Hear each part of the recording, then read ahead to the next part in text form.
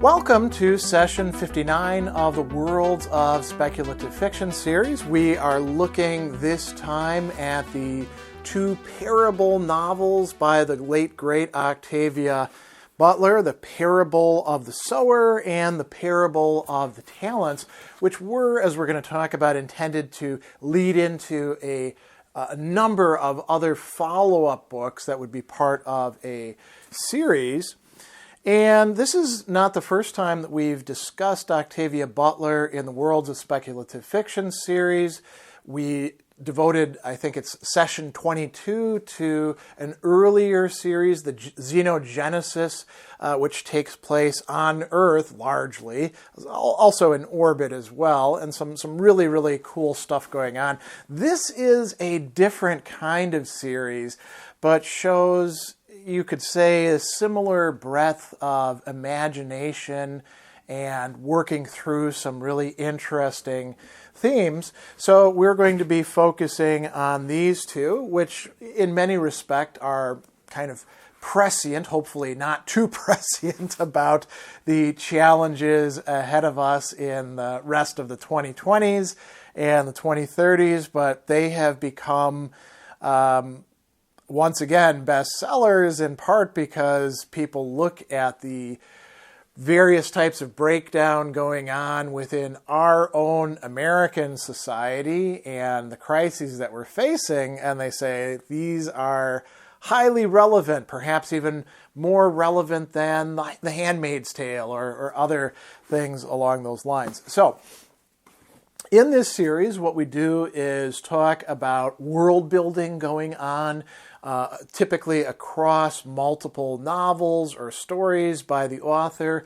We look at what the author, in this case herself, has to say about her own work and processes and the themes that are going into it.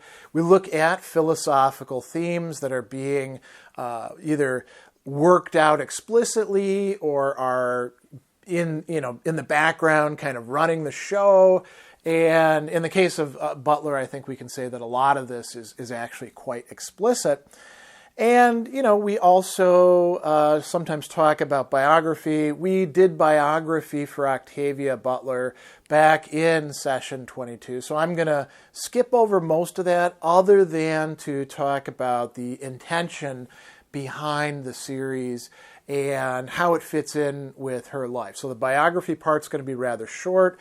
The world building, we'll certainly talk about, what's going on there, and the narrative structure as well, which is a little bit more complicated in Parable of the Talents than it is in Parable of the Sower. So we've got a lot to cover in these two great novels of an unfinished series by Octavia Butler. Let's jump right into looking at what Octavia Butler says about her own work. Often in these Worlds of Speculative Fiction series sessions, I like to begin with the biography and world building, but I'm going to switch it up a little bit here and focus on some of the things that can be drawn out of interviews and speeches and addresses and essays that Octavia Butler either wrote or other people recorded. And there's a number of really interesting themes that I think are worth dwelling on a bit as we go through these. So the first thing that we should think about is what's the nature of the kind of fiction work that she's doing. And, it's speculative fiction. Speculative fiction is this incredibly broad category. We could say that when it comes to these novels, they're not science fiction. They could be looked at as dystopian literature, or even to some degree, at the present time, alternative history. They're not fantasy. They're not horror, right? But they definitely are speculative fiction. And I think that's a good place for us to begin, because she's asked about this in the Callaloo interview. The interviewer says, do you prefer to call your work speculative fiction as opposed to science fiction or fantasy? And she says, no, actually I don't. Most of what I do is, in fact, science fiction. Some of the things I do are fantasy.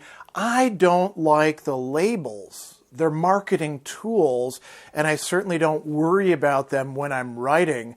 They're also inhibiting factors. You wind up not getting read by certain people or not getting sold to certain people because they think they know what you write. You say science fiction and everyone thinks Star Wars or Star Trek. And we could add to that, other stars, and we could add, she talks about Close Encounters of the Third Kind in a different interview.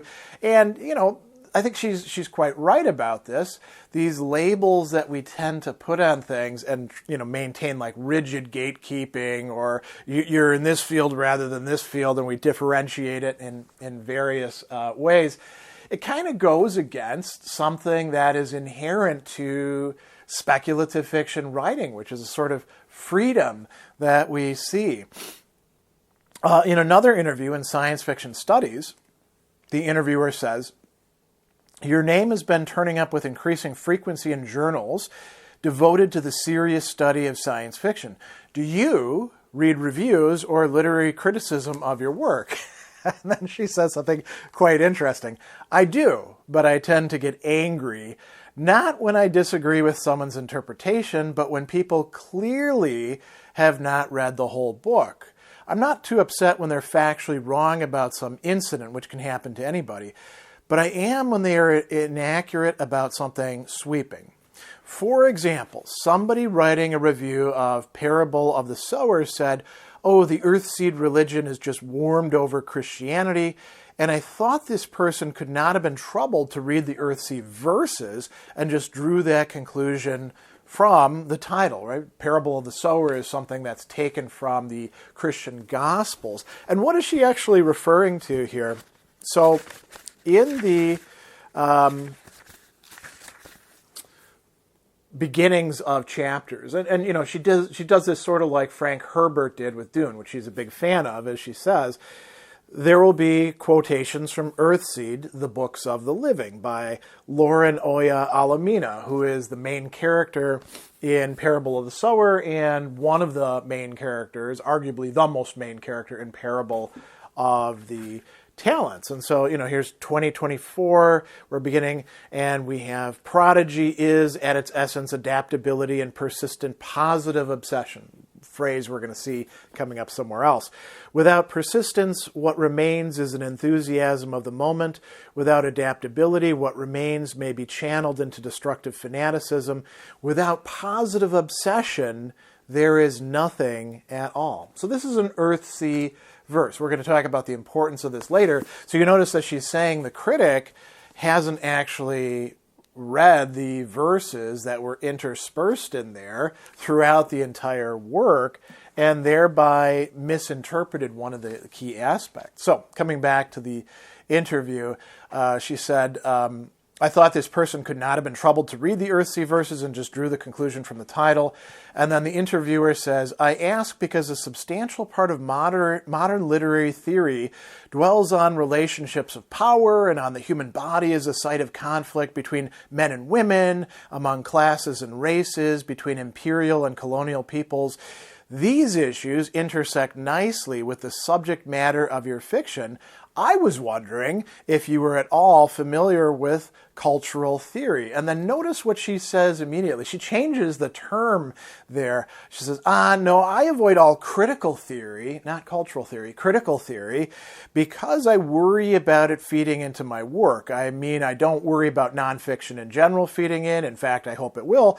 But I worry about criticism influencing me because it can create a vicious circle or something worse. It's just an impression of mine, but in some cases, critics and authors seem to be massaging each other. It's not very good for storytelling. So this is a really interesting thing to say. Storytelling is what is central for her. And you say, well, then how do you actually wind up having these themes so woven in? And we'll get to that in just a bit.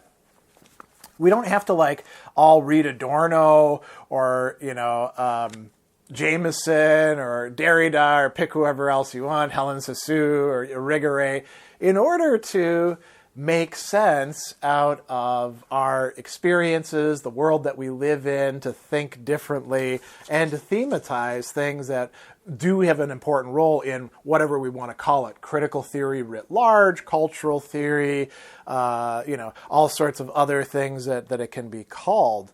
Now, another key thematic about these books, I mentioned that, these have become kind of bestsellers in recent time, particularly after the rise of the Trump administration and the many changes that brought about in American culture and the increasing polarization that took place, along with the ongoing environmental crisis and various economic developments that are going on. A lot of people have seen these as kind of prescient in some respects. So in this interview in Motion, the interviewer says, there's many parts of the parables that seem to echo what's happening in the world right now. Now, remember that Butler herself died in 2006. So this is, not a decade and a half ago at least. And she says, keep in mind that when I wrote them, the Parables novels in the 1990s, right? Bush wasn't president. Clinton had yet to be reelected. When I wrote them, the time was very different. I was trying not to prophesize. Matter of fact, I was trying to give warning. One of the kinds of research I did was to read a lot of stuff about World War II, not the war itself, but I wanted to know in particular how a country goes fascist.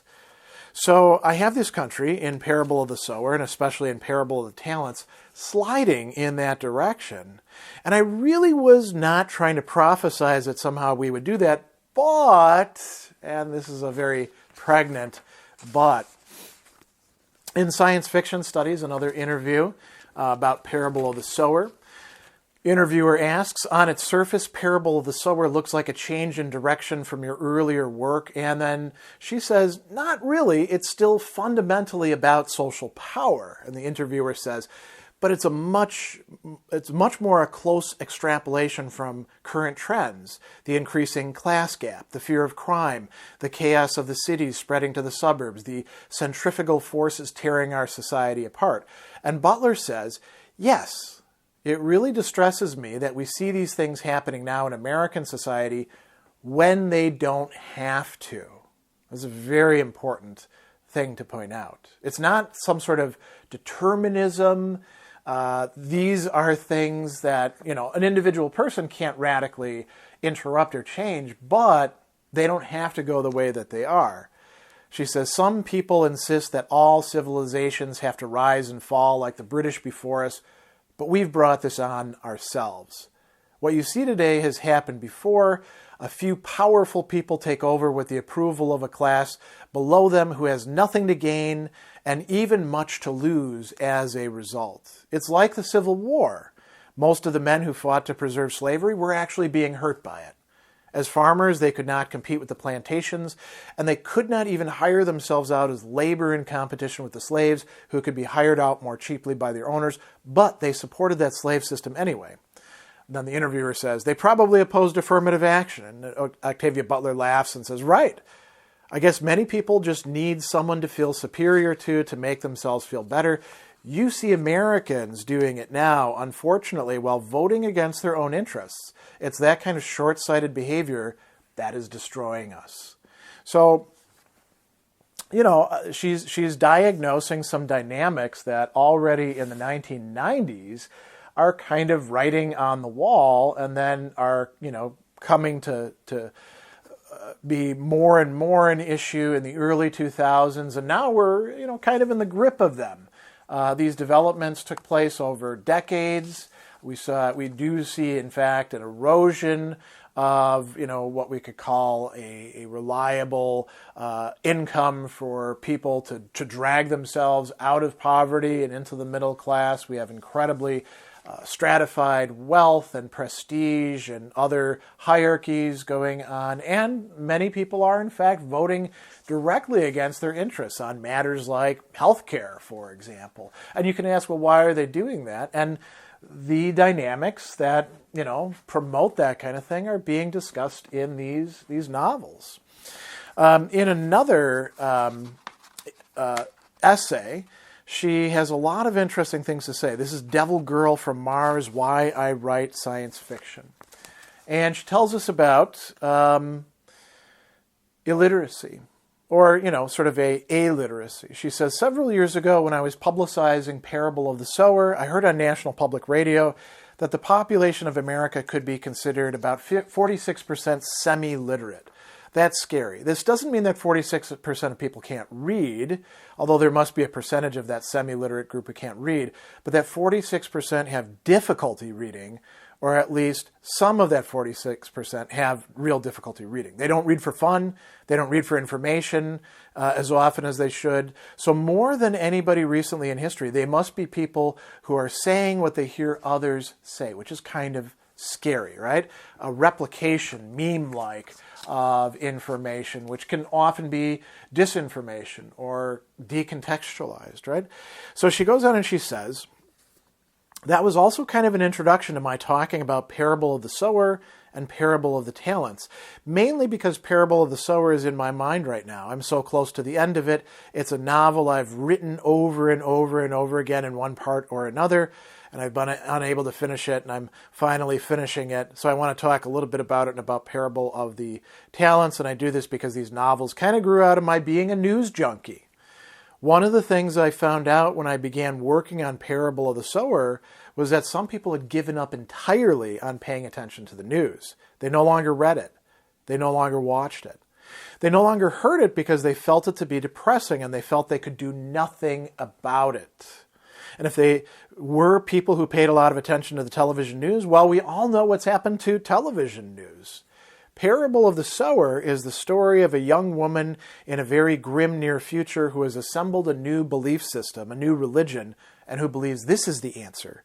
It's a future in which the United States has sort of gone in the direction of the Soviet Union. It hasn't been defeated by outside enemies. It's just sort of gotten very weary and collapsed. Funny, nobody ever thought that could happen to the Soviet Union until it did. That's kind of the framework for the story. So for those who don't know what she's referencing there, something that people of my generation lived through, the Soviet Union was one of the world's superpowers and controlled a large portion of the globe, not only by its own influence, but also through its allies in the Warsaw Pact and, in other places like, Vietnam, for example. And the Soviet Union was grinding to a close as, the ideals of the communist revolution were trampled upon, less freedom instead of more freedom.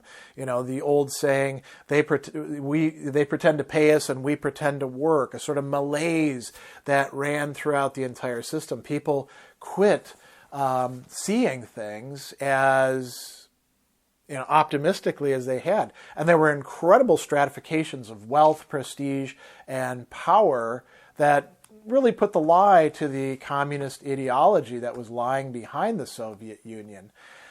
And we can say similar things have been happening for a long time in the United States. A capitalist country where capitalism doesn't really work the way it's supposed to in theory, and people talk about, let's turn this over to the market, let's privatize, let's do this, and it always winds up being some corrupt politician and his buddies who benefit, and the ordinary people get more and more and more screwed. And if you talk to younger people, they'll say things like, the American dream, that was nice for those boomers, but I don't believe in that sort of thing anymore. It doesn't apply to me. And if you look at the realities on the ground, there's good reasons to say things like that. So coming back to her essay, here's what she said after that. My rule for writing the novel, The Parable of the Sower, was that I couldn't write about anything that couldn't actually happen. Some of the news stories I was responding to when I wrote the novel were things like slavery. Every now and then you hear, and I'm not talking about antebellum slavery, but modern day slavery. Every now and then you hear about some group of homeless people or illegal aliens or some other people who have been held in slavery, and I sort of combined slavery and throwaway workers and prison problems because in Parable of the Sower, there is slavery, and it's entirely legal because it isn't called slavery. Nice technological ways have been found to make prisoners very productive workers without doing them great injury or living in danger of their running off or doing somebody else injury. So they're very useful, and therefore, of course, you want more of them. That's in Parable of the Sower and also in Parable of the Talents as well, except towards the very end. She goes on and she says, as I said, I kind of look around and see what's going on and take it a few steps further. So throwaway workers are more popular now in this country than they used to be. Now, she's saying this back in the early 2000s, sad to say. By throwaway workers, I mean people who are simply made use of without benefits, without any hope of bettering themselves until they can't work any longer, and then they're let go. When I first began talking about throwaway workers, I think I had to explain a lot more about what they were, but I think we're becoming more and more aware of just what they are and how sometimes we become them. We could think about the gig economy, right? In our time, we could think about the many workers in large companies, retail, commercial, who wind up having to use food stamps because their wages are so low or they're not given proper benefits. We could think of the problem of adjunctification in higher education, which is, devastated the higher education economy. And we could go on and on and on. So she says, prisons have become big in the economy these days. There's Prison Corporation of America. There's these private prisons that are very useful, apparently. They give a lot of guards and things. Little towns vie for prisons. One of the things I did when I was working on Parable of the Sower to keep my mind on some of these things was to put editorial cartoons up on my wall so they would remind me that I should include this kind of thing in the Parable of the Talents. And then she concludes this by saying something really interesting. Some time ago, I read some piece that Robert Heinlein had these 3 categories of science fiction stories. 1, the what-if category. 2, the if-only category. And the 3, if this goes on category. And I like the idea. So this is definitely an if this goes on story. And if it's true, if it's anywhere near true, we're all in trouble. Now, that kind of tells us a little bit about the genre that this fits in. It's an alternative history that's a warning about where we could be going. And it turned out to be, unfortunately, in many respects, closer to, where we currently are. Hopefully it's not where we're headed, because that would be quite awful. Another key thing that's going to come up in Octavia Butler's works, and she's asked about this many, many times, as a black woman writer of science fiction, how are these things coming to play? And one of the things that she's asked about, this is in the Callaloo interview, how do your readers react to the fact that most of your main protagonists are women and more often black? Does this ever come up? And she says, yeah, of course it comes up. I mean, just think about that. So she says, as a matter of fact, it came up more before I was visible. I wrote 3 books before anyone knew who I was, aside from a few people here in LA, and I got a few letters asking, why? The kind of letters that hedge around, wondering why I write about black people.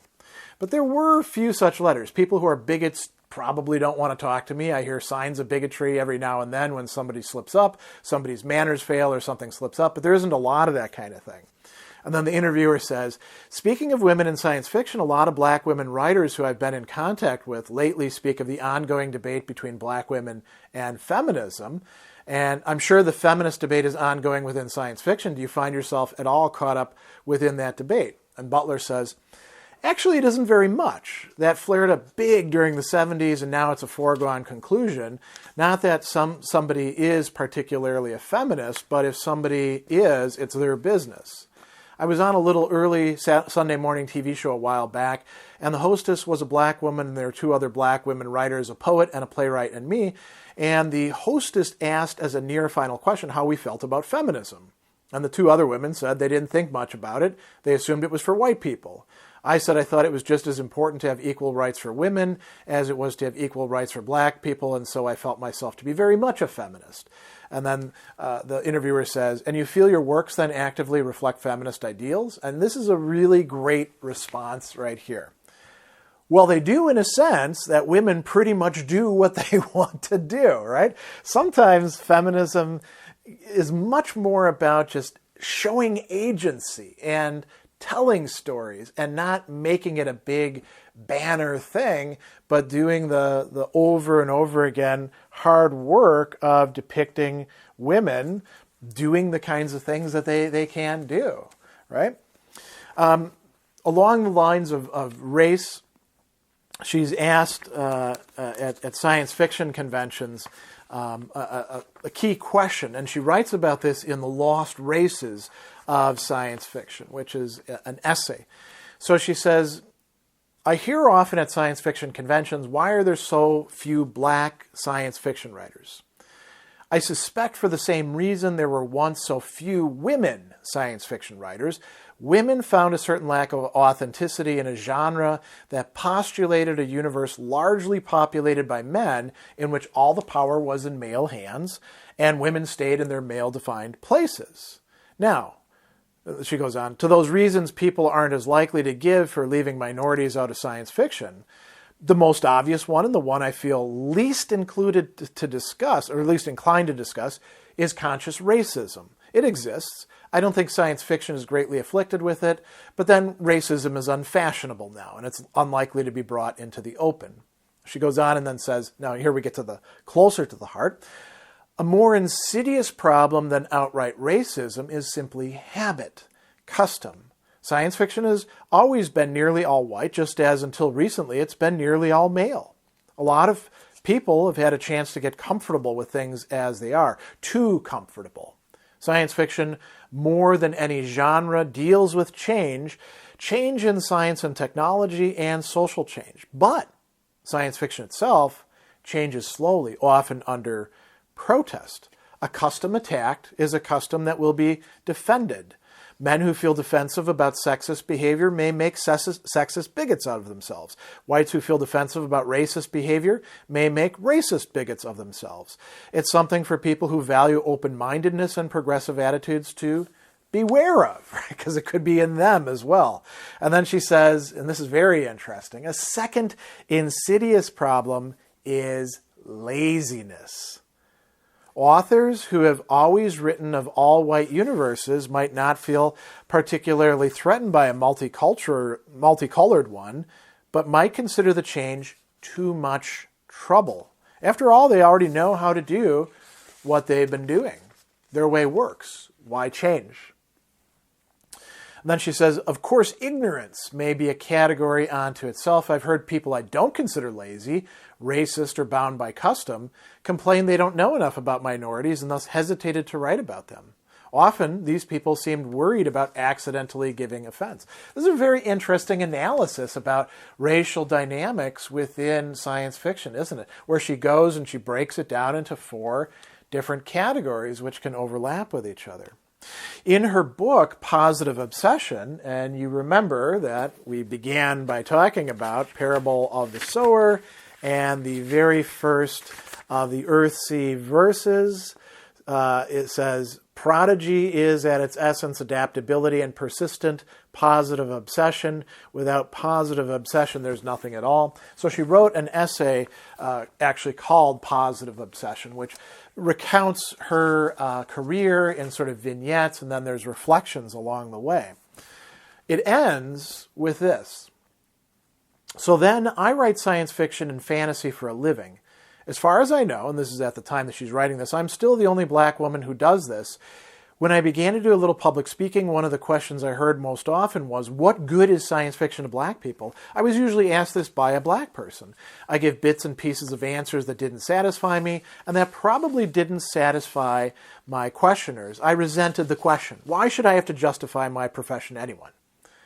But the answer to that was obvious. There was exactly one other black science fiction writer working successfully when I sold my first novel, Samuel R. Delany Jr. Now there's 4 of us, Delany, Stephen Barnes, Charles Saunders, and me. So few. Why? Lack of interest? Lack of confidence? A young black woman once said to me, I always wanted to write science fiction, but I didn't think there were any black women doing it. Doubts show themselves in all sorts of ways, but I'm still asked, what good is science fiction to black people? Now, here's where she, sort of like her answer about feminism, where she goes in this direction. What good is science fiction's thinking about the present, the future, and the past? What good is its tendency to warn or consider alternative ways of thinking or doing? What good is its examinations of the possible effects of science and, energy or social organization and its political direction? Science fiction stimulates imagination and creativity. It gets readers and writer off the beaten track, off the narrow footpath of what everyone is saying, doing, thinking, what everyone happens to be this year. And what good is all this to black people? Well, the answer there, by implication, is the same good as it is to everybody else. And why shouldn't there be more involvement, more representation, more possibilities for this to be taking place, and for anybody across the board? And, again, we see something like that happening in these parable works with the characters, what they're able to do. This also, by the way, has a foreword from award-winning author N.K. Jemisin, showing that, the lack of authors that Butler was writing about at the time has been, to some degree, broken open, but there's, still a lot of work to do. There's one other thing I want to read from this, and this doesn't have to do with race or critical theory or anything like that. It's kind of an interesting thing that Butler is going to say. You always get these questions. Where do you get your ideas from? Do you have advice for people who want to write? And she actually does respond, and she says something rather commonsensical, which I think we should pay attention to. I ask in closing, do you have any advice for young readers? And she says, I have advice in just a few words. The first, of course, is to read. It's surprising how many people think they want to be writers, but they don't really like to read books. You can't improve as a writer without not only reading books, but wanting to read books. Then she says, this kind of goes hand in hand, the second is to write every day, whether you like it or not. Screw inspiration, right? The work is what matters. And then the third thing that she says, I think can be very liberating for many, many people. And it could be liberating for writers, it could be liberating for musicians, it could be liberating for those producing videos, those who want to teach. The third is to forget about talent, whether or not you have any, because it doesn't really matter. I have a relative who's extremely gifted musically, but chooses not to play music for a living. It's her pleasure, but it is not her living, and it could have been. She's gifted. She's been doing it ever since she was a small child, and everyone has been impressed with her. On the other hand, I don't feel I have any particular literary talent at all. It was just what I wanted to do, and I followed what I wanted to do as opposed to getting a job doing something that would make me money but would make me miserable. This is the advice I generally give to people who are thinking about becoming writers. Read, write, don't worry about talent. Good fitting place to end, giving Octavia Butler a say about her own work, her own ways of viewing things. Now let's dive in very short into her biography. As I mentioned earlier, we already covered Octavia Butler's biography in detail back in session 22 of Worlds of Speculative Fiction, so we're not really going to do that here. We're mostly interested in, where these books fit into it and what her project unrealized about them was. So, I'll say this, Octavia Butler, born in 1947, just a year after my own parents. She manages to outlive them, but she doesn't live particularly long. She dies in 2006 of a fall, possibly caused by a stroke. And in that intermediary time, she, works her way into becoming a writer. And I really do recommend taking a look at that little essay, Positive Obsession, because it does give you a great idea about what she views as really central to her life and development as a writer. She goes to Pasadena City College, changes to UCLA, meets Harlan Ellison, who's going to be important in helping to promote her work, giving her a leg up, and then, is publishing things, novels from 1971 onward. The parables are some of the later work. 1993, Parable of the Sower is coming out. 1998, Parable of the Talent. Bloodchild and Other Stories is coming out in between those. And a lot of her main novels are being written before these. And this is supposed to be a project of very significant scope. In the meanwhile, she's awarded a John D. and Catherine T. MacArthur Foundation Fellowship, often called the Genius Grant. She wins a Nebula Award for Parable of the Talents. And, there's a lot of really interesting things going on in her life. I do want to talk, this is all coming from the LA Review of Books. There's nothing new under the sun, but there are new suns. Recovering Octavia E. Butler's Lost Parables by Jerry Canavan, which is telling us about the project that wasn't realized. So Butler manages to write these two books. And then the third book, Parable of the Trickster, never arrived. So Canavan says, last December I had the improbable privilege to be the very first scholar to open up the books at the Huntington that contained what Butler had written of Trickster before her death. What I found were dozens upon dozens of false starts for the novel, some petering out after 20 or 30 pages, others after just 2 or 3. This cycle of narrative failure is recorded over hundreds of pages of discarded drafts. Frustrated by writer's block, frustrated by blood pressure medication, she felt inhibited her creativity and vitality, and frustrated by the sense that she had no story for Trickster, only a situation. She started and stopped the novel over and over again from 1989 to her death, never getting far from the beginning. Nearly all the texts focus on a character named Imara, who has been named the guardian of Lauren Olamina's ashes, often said to be her distant relative, who is plainly imagined as the St. Paul to Olamina's Christ. Imara awakens from cryonic suspension on an alien world where she and most of her fellow Earthsea colonists are saddened to discover they wish they'd never left Earth in the first place.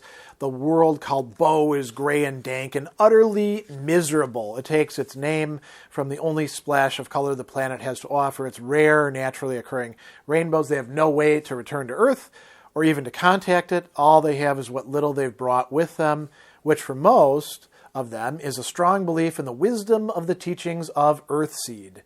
Some are terrified, many are bored, nearly all are deeply unhappy. Her personal notes frame this in biological terms. Think of our homesickness as a phantom limb pain, a neurologically incomplete amputation. Think of problems with the New World as graft versus host disease, a mutual attempt at rejection. Now I'm going to pause here for a moment because that's taking us, quite far from where these books are in the America that lies ahead of us, and then ultimately, in the very end of Parable of the Talents, we in the epilogue we have 2090, the first ships going off into space. So Parable of the Trickster would have taken us, quite a ways into the future, and would be, sort of experimenting with this notion of grafting, right? Which was something really important for the Xenogenesis series, right? So going on. As Butler describes her long-term plan in an interview, I'm not interested in confronting them with natives. I've done that elsewhere. What I'm going to confront them with is just a nasty world. It's not violent, just nasty and dull and awful, and what they're going to have to deal with is themselves. There is no going home. Nobody will follow within their lifetimes. The real problem is dealing with themselves, surviving their promised land. Now, Canavan goes on and says, what Butler had ultimately hoped to do was write 4 parables sequels. Parable of the Trickster, Parable of the Teacher, Parable of Chaos, and Parable of Clay. The titles suggest a shift from a Christian idiom, Sower, Talents, and Trickster all reference biblical parables, to a Earthseed one, Teacher, Chaos, and Clay, seem likely to be parables drawn from Olamina's life, not Christ's. Olamina, of course, being the main character and the deriver, the generator, although she actually prefers to say that she is not like inventing Earthsea, rather she's discovering what's actually there and just writing it down, right? So this would be, well, we'll come back to that in a moment, but this would be a very interesting sort of like in-universe use of ideology that's being generated there. So anyway, in some of her imaginings, it seems as though each of these stories might have taken place on 4 different Earthseed colonies, showing the diversity of thought Earthseed makes possible, but more commonly, she imagines them taking place across the generations on the single world of Bo. As each generation confronts its own new crisis, and Earthsea evolves to meet the needs of extrasolar humanity in each new historical moment. When the hallucinations are dealt with, not defeated or cured, she was clear, but adapted to, her notes indicate the colony would have struggled with dictatorship, and then with catastrophic ecological scarcity, finally with the strangeness of children who are genuinely novel, genuinely new, genuinely post-Earth, if not quite post-human. The children of Bo, for whom the screaming colors of Earth might have seemed the real horror. And this finishes by saying, so of course we discover that achieving Earthseed's destiny, despite Lauren Olamina's dreams, hasn't solved the problem of the human at all, only extended our confrontation with the very difficult problems that drove its development in the first place, only removed them to some other world where they can take some other form. The destiny was essentially a hyperbolic delaying tactic, a strategy of avoidance, even achieved its worthless in its own terms.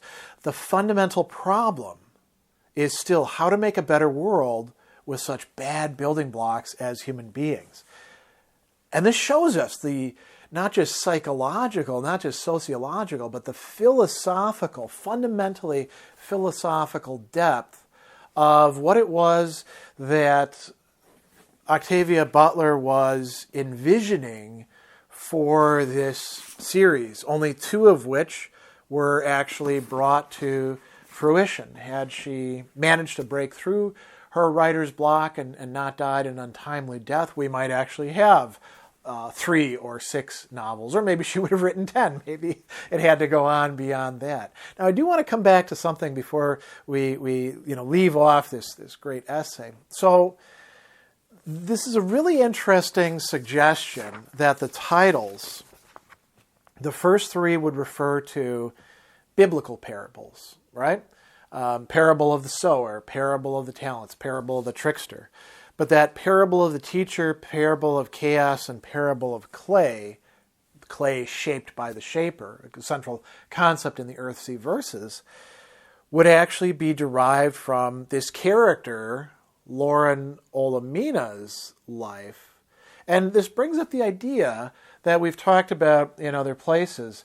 Can an author produce a world and characters that are so rich that they generate their own rich but different, whatever we want to call it, lore, mythology, ideology within that narrative universe? And the answer sometimes is no. But in the case of Octavia Butler, it appears that the answer probably is yes, and that Lauren Olamina is that kind of catalyzing, crystallizing character who we get to see a lot of developed in these two works that we do in fact possess. At this point, before we start looking at some philosophical themes specifically, we should talk about the narrative universe and also the narrative framework of the parable books, the parable of the sower and the parable of the talents. And one of the things that we can say, and I've mentioned this already, is we're not really talking about a sci-fi universe in which technology has advanced and radically changed the conditions of society or the options available for us. There will be, at the very end of the parable of the talents, spaceships going up into space, realizing the dream that Lauren has of Earthseed. But that's really at the very end, in the epilogue. You could say that there are a couple science fiction-y elements, but they're really more extrapolations from possibilities in the present. Now, that could be considered science fiction. It's better to look at these as remaining very close to our own world and indeed our own times and the conditions that we're facing. So, one of the things that happens, and we should specify too, when we say happens, we mean in the 2020s and the 2030s when most of these books are actually set. Part of what's going down is a continual process of breakdown within America, American society, within the world economy, and within the ecology of the entire planet. So, there's catastrophes that are going on, but the catastrophes don't happen all at once. And they kind of reinforce each other. So take, for example, the environmental issues. We know that these are facing us today. We've known for a long time, those of us who haven't buried our heads in the sand and have been concerned about these things, that it is getting warmer here across the globe. I mean, here in Wisconsin, where I'm shooting this, we barely get snow during winter. And, when I was a kid, it used to be piled up this deep by this time of the year that I'm shooting this in March. It would snow and we would have berms of it and we'd have to figure out where are we going to put all this snow. Not so much of an issue anymore. And, global warming actually works out quite nicely for certain parts of the Midwest, but it's pretty hellish on many other parts of the world, including many parts of America. As the South gets hotter and hotter and, they have to devote more and more electricity just to cooling things, as the oceans rise and, reclaim some areas and flood coasts, and as storms get worse, we're going to have a lot of issues and a lot of problems. We can also think about, the growing seasons and intensive agriculture. And now we start getting into the economic realm as well. And what we see is that there's a lot of people in the 2020s and 2030s who, for one reason or another, there's a lot of different things going on economically, greater stratification in wealth, a lot of erosion of worker protections. As a matter of fact, slavery gets reintroduced just under different names.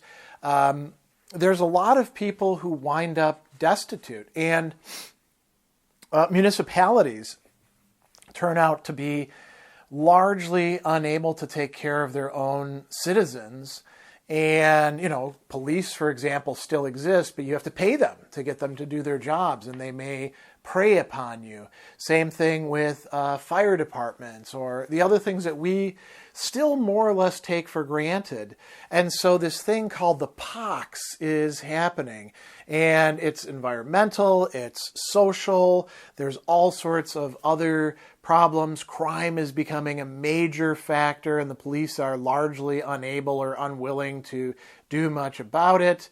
And it leads to a breakdown in social order. In the big cities, things become very unpredictable. And within suburbs, which is where we find, Lauren and her family in the parable of the sower at first, they survive in part by turning into gated, walled communities where people have to pitch in together and learn to defend themselves and, grow their own vegetables and other things and do a lot of their own work, making their own clothes. Things are going back to a more primitive form of economic structure. And there's, all sorts of dangers out there. There are people who are taking a drug which gets called pyro, which makes them very interested in setting fires and, houses people, pick whatever you want. They want to watch the fire go. There's a sort of resurgence in Christian fundamentalism, blaming everybody else for the problems that are occurring. And that happens in the parable of the sower, but it really becomes acute in the parable of the talents when a new denomination, Christian America, is brought about, a very, robustly and idolatrously Americanized Christianity that divides the world up into the goats and the sheep, and a lot of the sheep are actually wolves in sheep's clothing. Like the various militias that arise under the president and the also the leader of that church, Jarrett. Right. So there's a lot of things going on and a lot of things going wrong. The highways turn into areas that, trucks are only really driving on at night and people are using during the day to try to head north out of California to other places like the next two states, Oregon and Washington, to Canada, to Alaska. Alaska actually breaks away and becomes its own independent country. There's a war that goes on between what's left of America and Alaska and Canada against America that produces a lot of casualties and problems, but doesn't actually solve anything.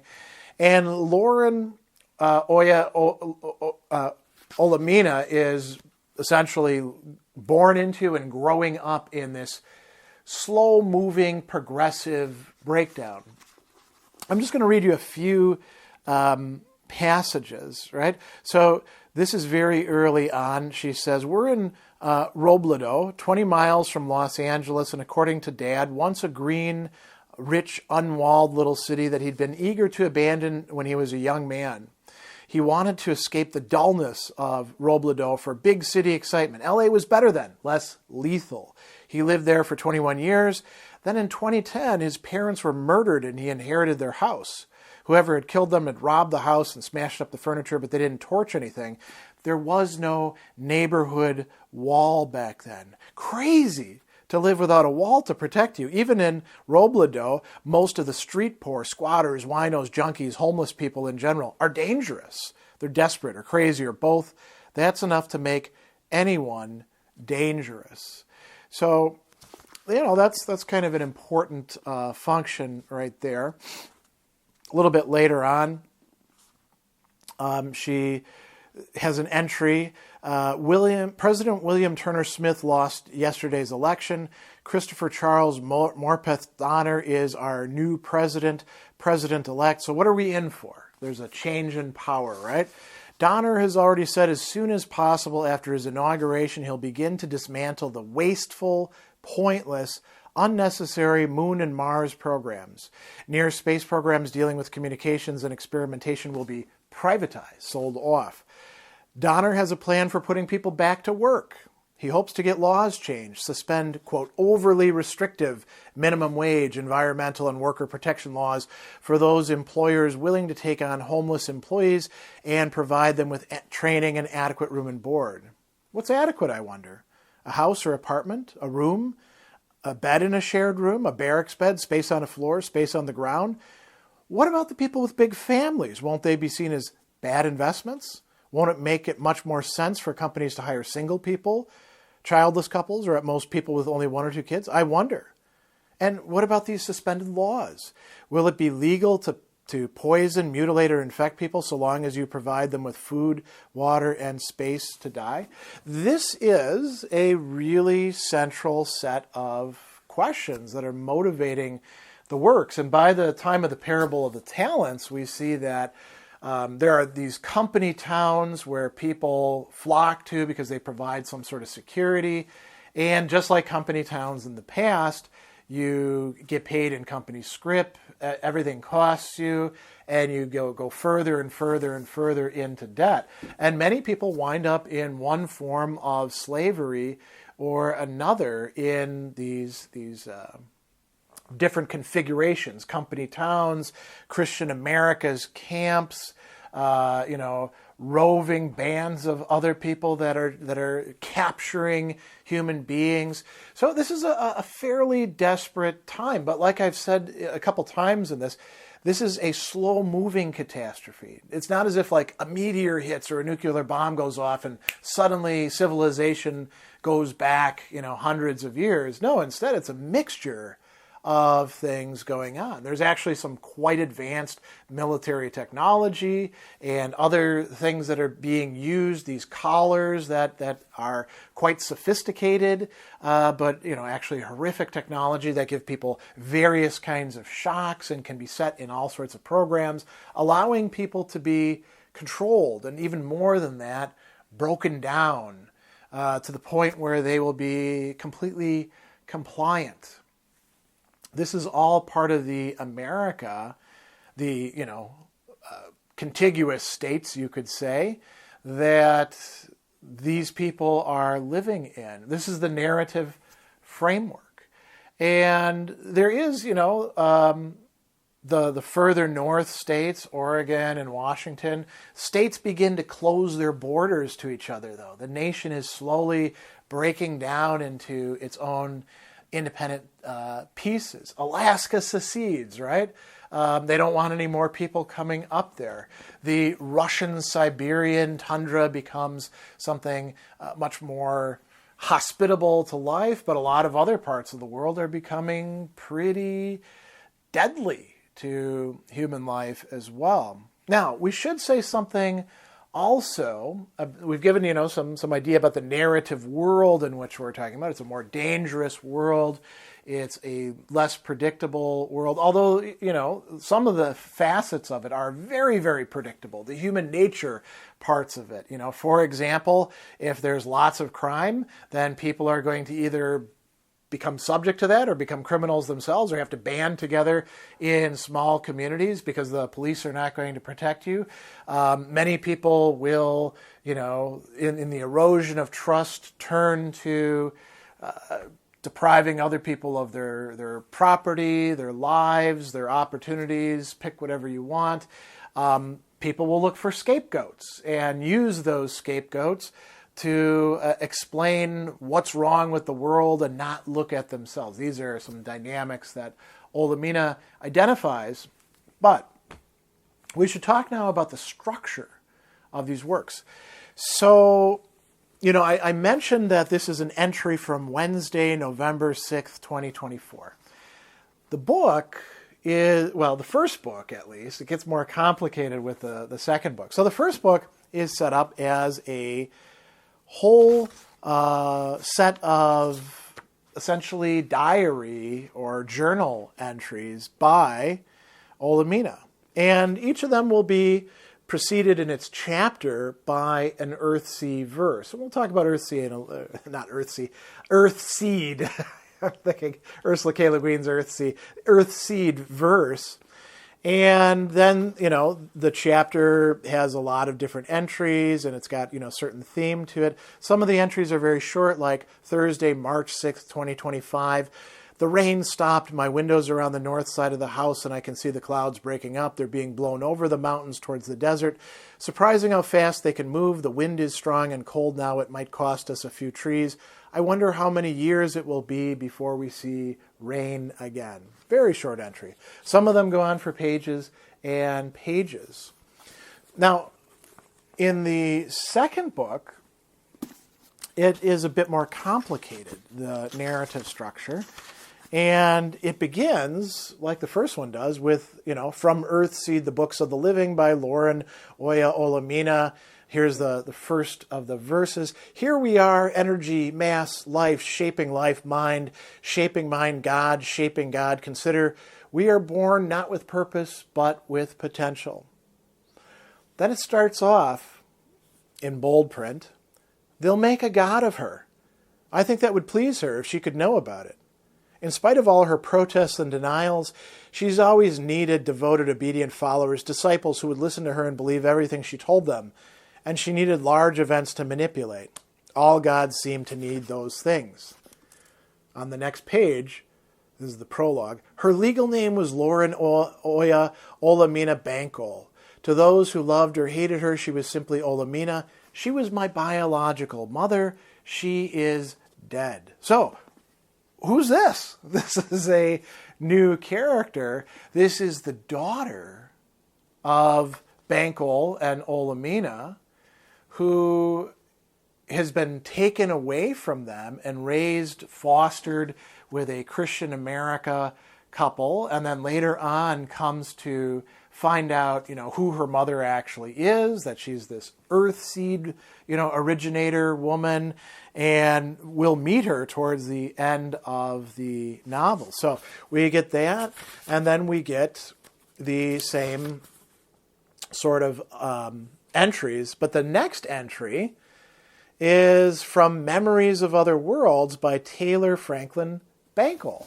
Again, not Olamina, but her aged husband, who she meets on the road in Parable of the Sower, falls in love with, has a child with, and he actually gives some of his own point of view. And then we start to get, more from her daughter. Taylor Franklin Bankole was my father. From his writings, he seems to have been a thoughtful, somewhat formal man who wound up with my strange, stubborn mother, even though she was almost young enough to be his granddaughter.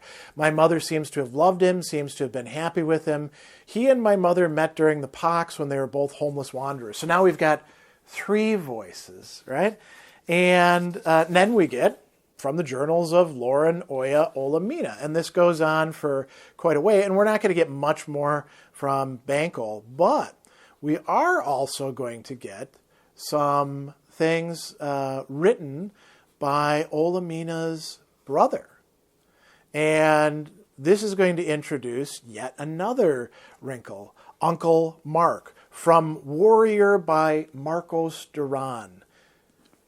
He writes, when I was a kid, I never let anyone know how much the future scared me. In fact, I couldn't see any future. I was born into a world that was no bigger than the walled neighborhood enclave where my family lived. My father had lived there as a boy and inherited the house from his father. And he goes on. And then our daughter narrator says, my Uncle Mark was the handsomest man I've ever seen. I think I fell more than half in love with him before I even met him. There were also times when I was afraid for him. I didn't know what to make of our family. My grandfather was, from what I heard, a good and dedicated Baptist minister who looked after his family and his community and insisted that he both be armed and able to defend themselves in an armed and dangerous world, but beyond that he had no ambitions.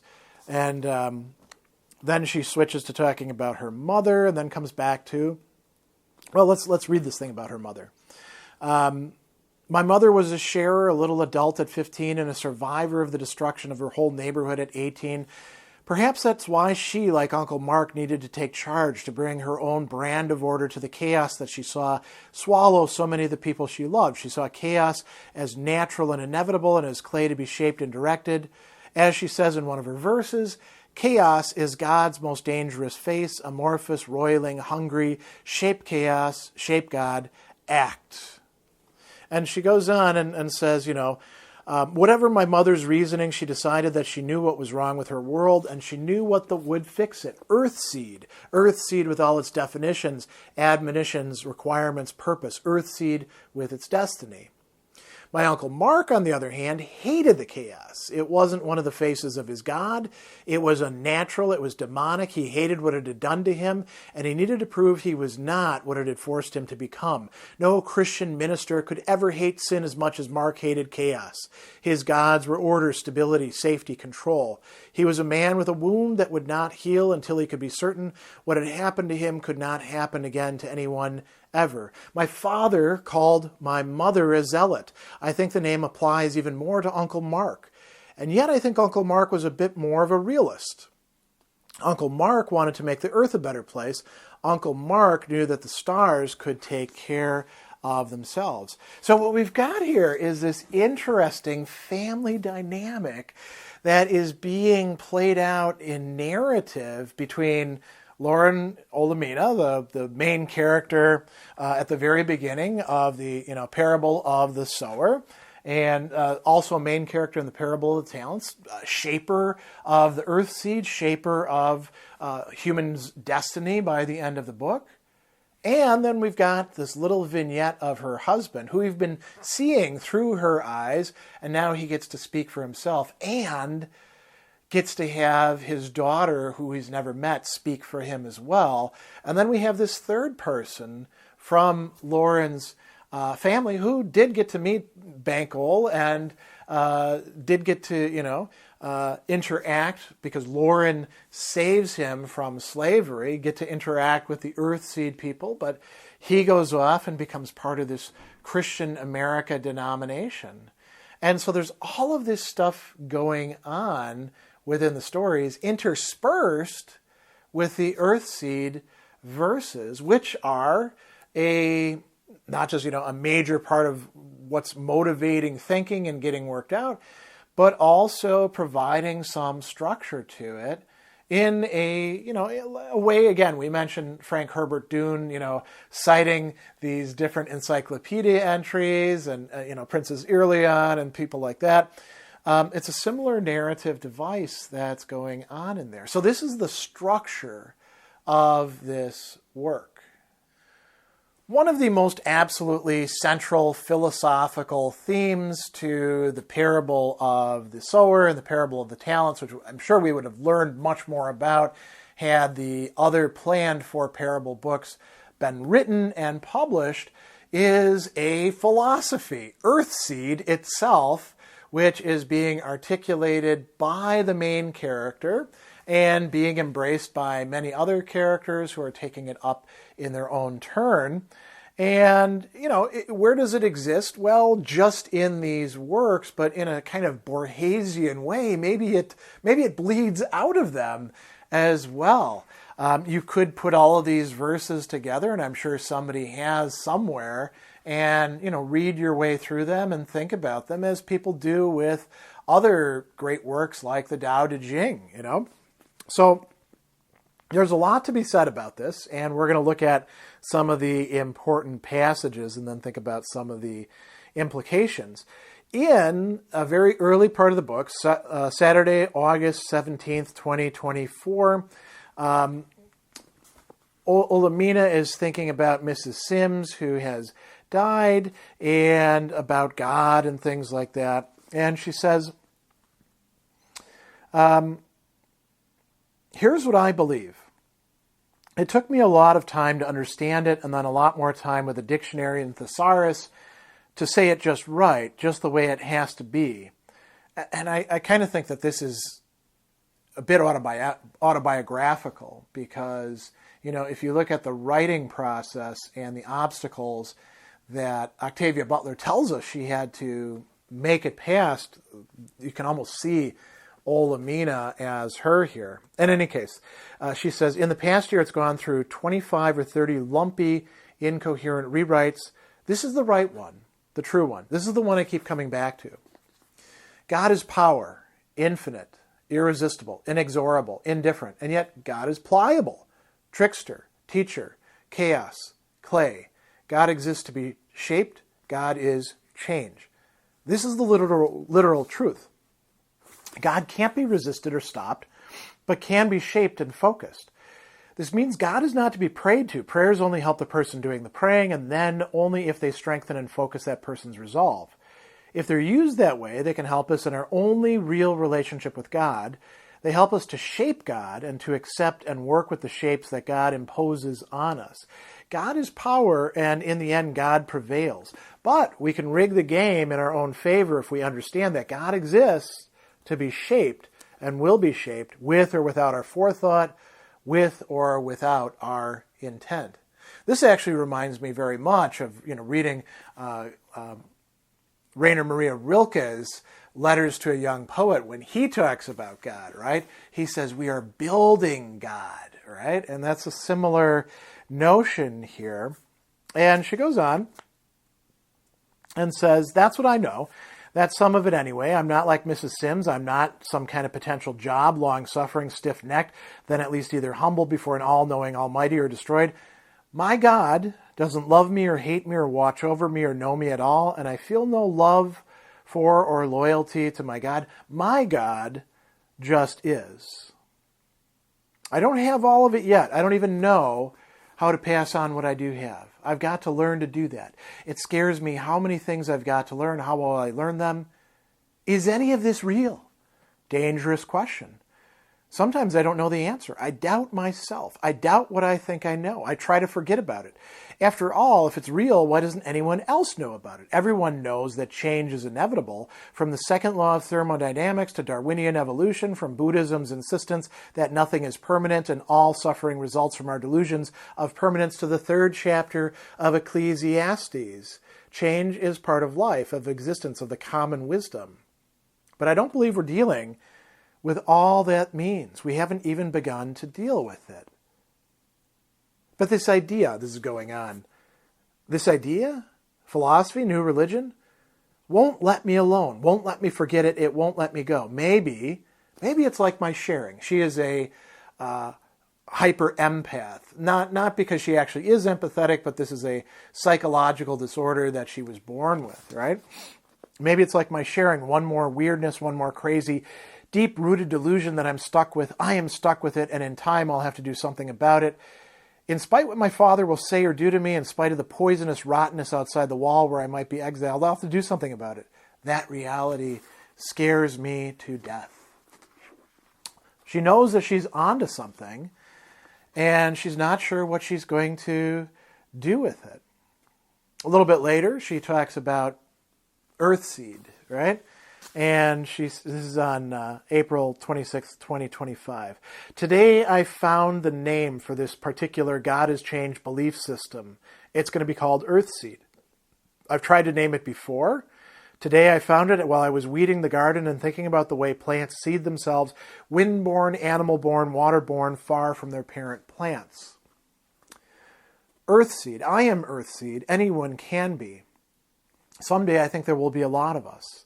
And I think we'll have to seed ourselves farther and farther from this dying place. And then she goes on and says, I've never felt I was making any of this up, not the name, earthseed, nor any of it. I mean, I've never felt it was anything other than real. Discovery rather than invention, exploration rather than creation.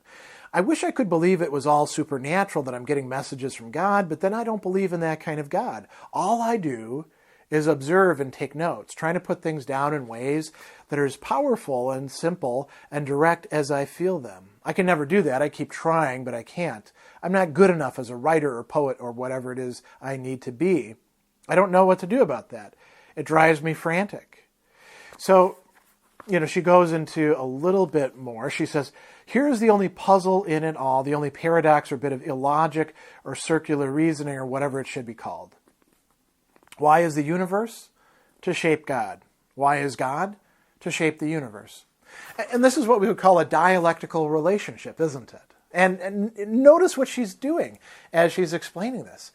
This is something that she says, I'm not inventing, I'm not creating, I'm rather deriving and discovering, and I'm having a hard time articulating it. She says, I can't get rid of it. I've tried to change it or dump it, but I can't. It feels like the truest thing I've ever written. All the rest of Earthseed, she says, is explanation. What God is, what God does, what we are, what we should do, what we can't help doing. Consider, whether you're a human being, an insect, a microbe, or a stone, this verse is true. All that you touch, you change. All that you change, Change is you. The only lasting truth is change. God is change. And then she does something. She says, I'm going to go through my old journals and gather the verses I've written into one volume. I'll put them into one of the exercise notebooks Corey hands out to the kids. And that is what she does. And the earth seed verses get read and pondered by other people. A little bit later on, she's having a discussion, and Travis sits down next to her and says, you believe in all this earth seed stuff, don't you? Every word I answered, but you made it up. I reached down, picked up a small stone, and put it on the table between us. If I could analyze this and tell you all that it was made of, would that mean that I'd made up its contents? He didn't do more than glance at the rock. He kept his eyes on me. So what did you analyze to get earth seed? Other people, I said. Myself, everything I could read, hear, see, all the history I could learn. My father was a minister and a teacher. My stepmother ran a neighborhood school. I had a chance to see a lot.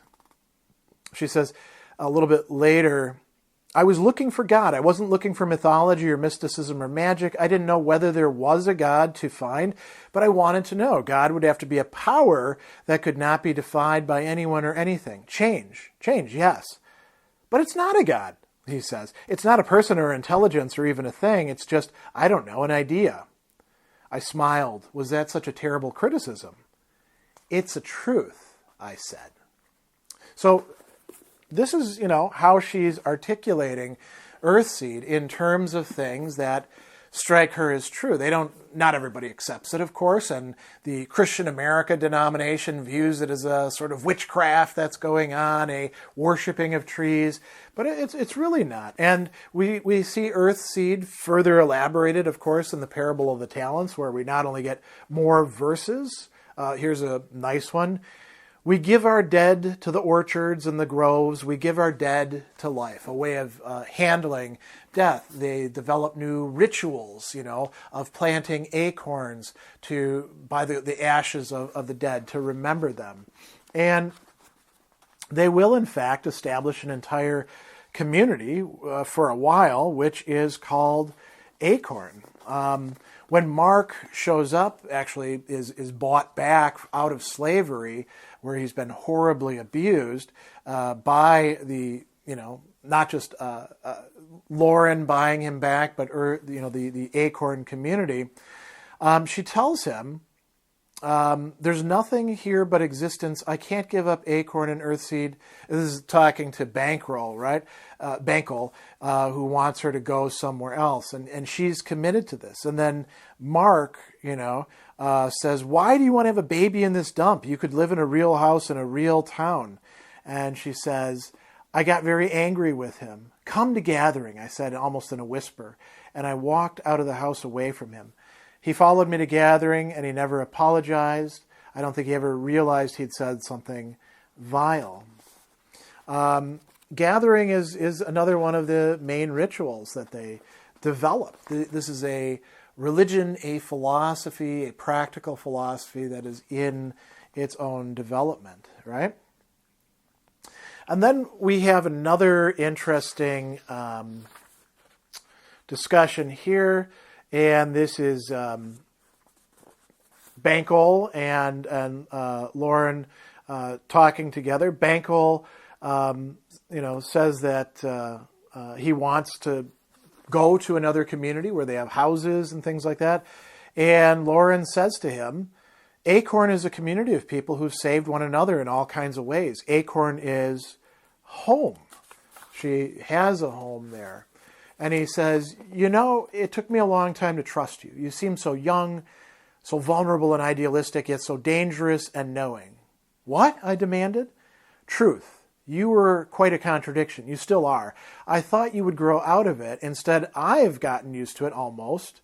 We do know one another after 6 years. I can often hear not only what he says, but what he does not say. I love you too, I said, not quite smiling. And he goes on and he says, maybe we don't have to leave Acorn. Convince me, he was saying. I drew a long, ragged breath. I want what's happening, I said. I want us to go on growing, becoming stronger, richer, educating ourselves and our children, improving our community. These are the things that we should be doing for now and for the near future. As we grow, I want to send our best, brightest kids to college and to professional schools so they can help us and in the long run help the country, the world to prepare for the destiny, which is going out to the stars.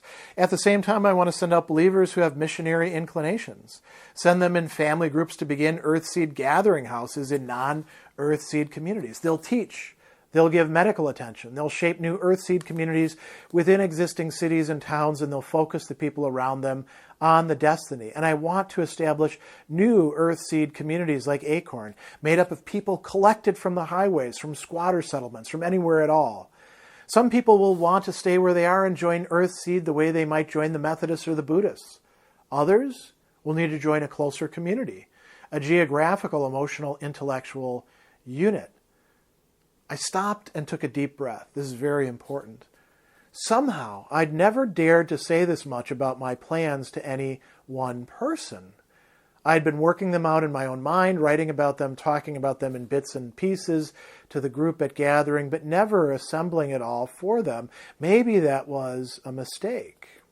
So she has in mind not only, to have a philosophy, not only to live it out themselves, but to essentially do missionary work and offer this new vision to people to come into. And that's not going to happen right away, in part because Acorn is going to get attacked by this Christian militia, Jarrett's disciples, who are operating outside of the law, who enslave all of them and begin re-educating them in horrific ways, and clear hypocrites. The women are being raped by male guards and people like that, and the community is essentially being broken up. Their children are taken away from them and farmed out to foster families as well. So this is a kind of a catastrophe that happens, but they're able to continue on and even split up, make it through it,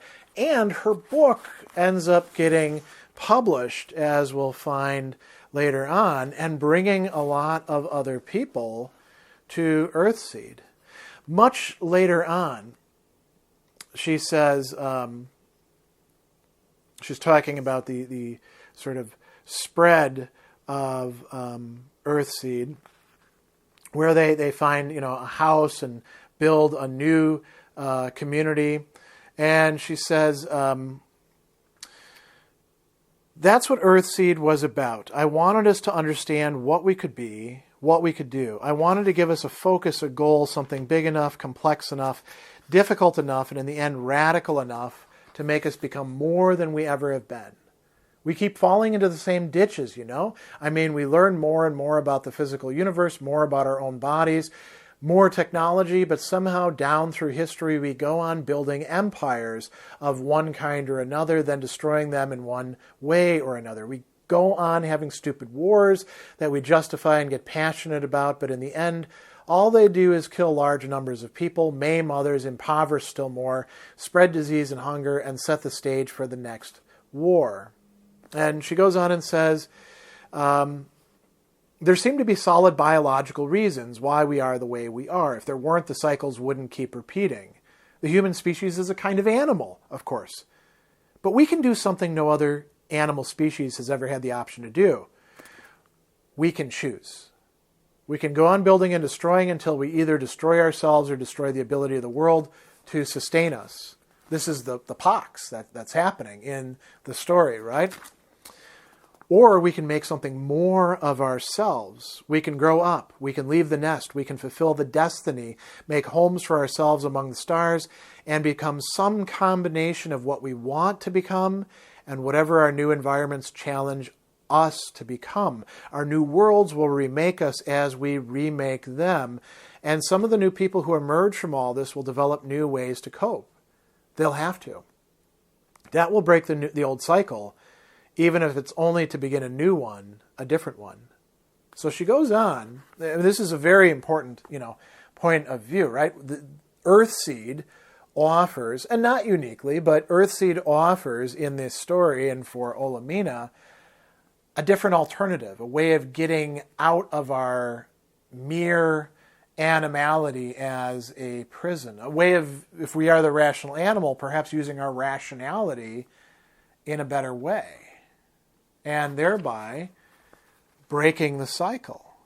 So she goes on and she says, Earthseed is about preparing to fulfill the destiny. It's about learning to live in partnership with one another in small communities, and at the same time working out a sustainable partnership with our environment. So it's a form of education of the human being, right? Learning how to live, again, in small communities, which we did, although we keep on screwing it up. Learning how to adapt ourselves to our environment rather than merely exploiting and wrecking it. She goes on and says, it's about treating education and adaptability as the absolute essentials they are. It's about a lot more than that, but those are the bones. And so she's, saying the vision for this idea of Earthseed. There's only one other passage that I want to bring up, and this is in her daughter's words, not her own words, and it's from her recounting of their getting together. Her daughter goes by the name Ashavir, and they have a brief interaction, you could say. Here's how she finishes out what she says about her mother.